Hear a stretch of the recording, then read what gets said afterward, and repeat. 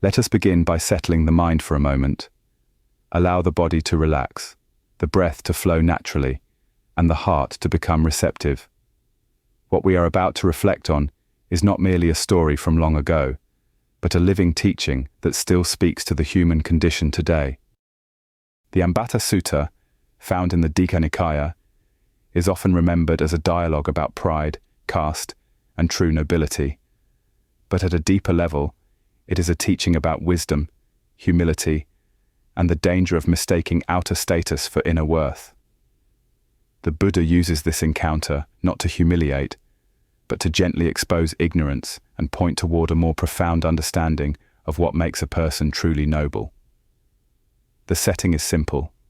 A young Brahmin student named Ambaṭṭha is sent by his teacher to meet the Buddha. His task is to examine the Buddha and report back on whether he truly possesses the marks of a great man. On the surface, this seems respectful, but in his heart, Ambaṭṭha carries deep pride in his birth and strong contempt for those he considers socially inferior. From the very beginning, the tone of the encounter reveals something important. Ambaṭṭha approaches the Buddha without courtesy, without warmth, and without humility. He sits improperly, speaks harshly, and makes subtle insults. The Buddha, however, remains calm, composed, and attentive. He does not react with anger. He does not defend himself. He simply observes and responds with clarity. Here we already see one of the quiet teachings of the sutta. True dignity does not need to announce itself. The Buddha's calm presence contrasts with Ambaṭṭha's restless arrogance. One is rooted in wisdom, the other in identity and pride. The conversation soon turns to lineage and caste. Ambaṭṭha believes that spiritual worth comes from birth. As a Brahmin, he considers himself naturally superior. The Buddha gently questions this assumption. He asks about Ambaṭṭha's own ancestry, and through careful inquiry, reveals that Ambaṭṭha's lineage is not as pure as he claims. This is not done to shame him, but to reveal a deeper truth. Pride built on birth is fragile and ultimately meaningless. Then the Buddha turns the teaching in a powerful direction. He explains that nobility is not determined by family, class, or social status. True nobility, he says, is determined by conduct. A person is noble if they live with virtue, restraint, wisdom, and compassion. A person is ignoble if they act with greed, hatred, and delusion, no matter how high their birth may be. This teaching cuts deeply, even today. In every society, people find ways to rank themselves above others. Sometimes it is caste, sometimes wealth, sometimes education, nationality, race, or even spiritual identity.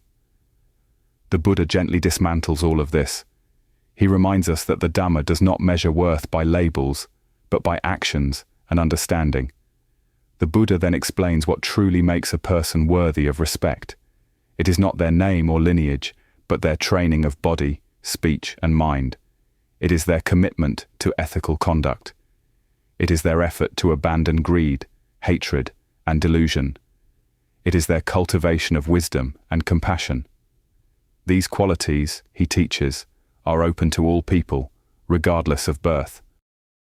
There is a quiet revolution in this message. In a society deeply structured by caste, the Buddha declares that liberation is not inherited. Awakening is not owned by any group. The path is open to anyone willing to walk it sincerely.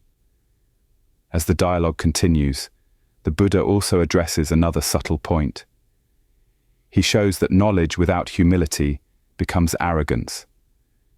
Ambaṭṭha has studied the Vedas, memorized many teachings, and yet his mind is tight, defensive, and dismissive. The Buddha, on the other hand, embodies understanding that is flexible, compassionate, and free from pride. This is a lesson especially relevant for spiritual practitioners. Learning the scriptures, memorizing teachings, or speaking eloquently about Dharma does not by itself lead to wisdom. If knowledge is not accompanied by humility, kindness, and self-reflection, it becomes another form of attachment. The Buddha's wisdom is not loud. It does not seek to dominate. It invites reflection. At one point, the Buddha speaks about the true marks of a great person. These are not physical signs or social achievements. They are inner qualities, moral discipline, mental clarity, deep concentration, and liberating insight. A person who lives with these qualities becomes a refuge to themselves and others. This teaching gently shifts the listener inward. Instead of asking, "Where do I come from?" we are invited to ask, "How do I live?" Instead of asking, "Am I better than others?" we are invited to ask, "Am I becoming freer from greed, anger, and ignorance?" By the end of the sutta, Ambaṭṭa's pride is softened. He does not become enlightened, but something important happens. His certainty is shaken. His rigid view begins to loosen. This too is part of the path. Awakening often begins not with great insight, but with the quiet discomfort of realizing we may be wrong. The Buddha does not demand belief. He does not attack. He simply shows, through reason and compassion, a wiser way of seeing. This is the hallmark of the Dhamma. It invites investigation, not submission. For us today, the Ambaṭṭha Sutta offers several reflections. It asks us to look honestly at where we place our sense of worth. Do we cling to identity, status, or knowledge? Do we feel superior because of our views, our practice, or our background? And if so, can we gently notice this without self-blame? It also reminds us that respect in the Buddhist path flows naturally from virtue and wisdom, not from titles or positions. A person who speaks kindly, acts ethically, and cultivates mindfulness is worthy of respect, regardless of how society labels them. Most importantly, this sutta invites us to practice humility, not a humility that belittles oneself, but one that remains open, curious, and willing to learn. The kind of humility that allows wisdom to grow. As we reflect on this teaching, we can carry a simple question into our daily life. In this moment, am I acting from pride or from understanding, from habit or from awareness, from separation or from compassion? The Buddha's path is not about proving ourselves. It is about freeing the heart. Step by step, through mindful living, ethical conduct, and clear seeing, we move closer to that freedom.